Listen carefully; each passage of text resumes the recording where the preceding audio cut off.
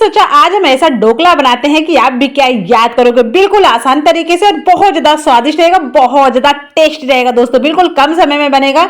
ये ढोकला खट्टा हम बनाएंगे, तो आज खट्टा वाला ढोकला बनाएंगे। इसमें हमें ना कोई ताम ना कोई झाम करने पड़ेंगे और ये ढोकला हमारा मिनटों में बनके हो जाएगा तैयार दोस्तों।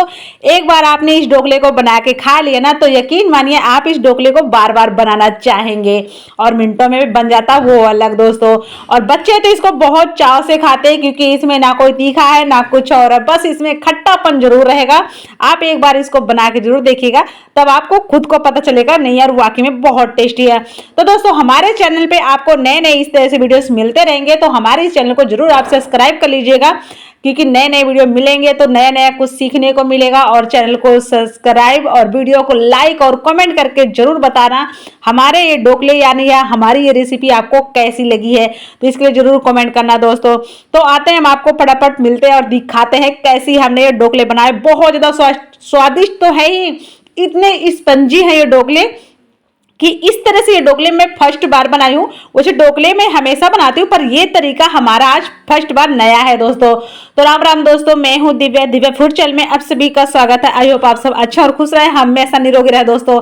तो यहाँ पे पहले हम डाल लेते हैं एक कटोरे में सूजी। एक कटोरी मैंने सूजी ले ली है भर के और एक कटोरी मैंने ले ली है भर के बेसन दोस्तों। तो बेसन और सूजी की मात्रा बराबर है और ये चावल का आटा हाफ है। तो चावल का आटा दोस्तों मैंने हाफ डाला है क्योंकि चावल का आटा मेरे पास था नहीं, तो मैंने सोचा अब रहने दो कौन पीसेगा।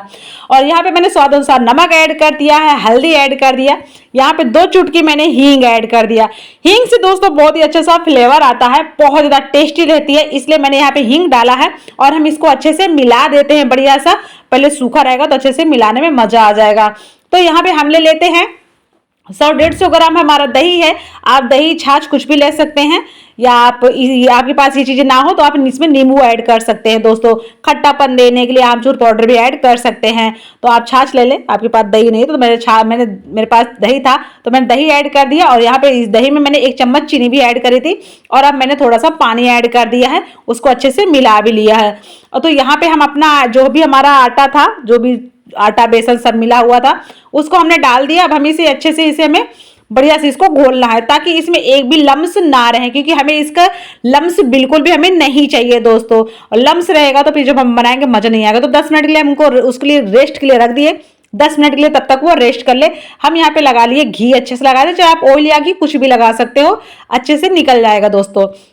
तो हमने ले लिया यहाँ पे कटोरा, कटोरे में अब वापस से 10 मिनट हो गए हैं। यहाँ पे हमने ऐड कर दिया 2 चम्मच दोस्तों, मैंने यहाँ पे ऐड किया मूंगफली का तेल ऐड कर दिया, उसको अच्छे से मिला लिए। वापस से हमने यहाँ पे ऐड कर दिया हमने ऐड किया इनो ऐड किया। हम यहाँ पे पानी भी थोड़ा सा ऐड कर देते हैं ताकि इसे मिलाने में आसानी रहे। तो दोस्तों यहाँ पे आप अच्छे से मिलाइएगा क्योंकि इनो हमारा ऊपर रह जाता है तो नीचे तक नहीं जा पाता, तो हमारे अच्छे से फूलते नहीं है। तो हमने अच्छे से बढ़िया से मिला दिया है। पानी भी हमारा बढ़िया बॉईल हो चुका है और अब हमारा पानी बॉईल हो चुका, तो हमने भी इसको इसी में मिलाते ही हाथों हाथ ही आपको डाल के रखना है, इस चीज का ध्यान रखिएगा। तो आप जब मिलाइएगा आप पानी वानी बढ़िया से बॉईल करके रख लें, उसके बाद ही आप मिलाइएगा ताकि आप फटाफट आप डाल के चढ़ा दें।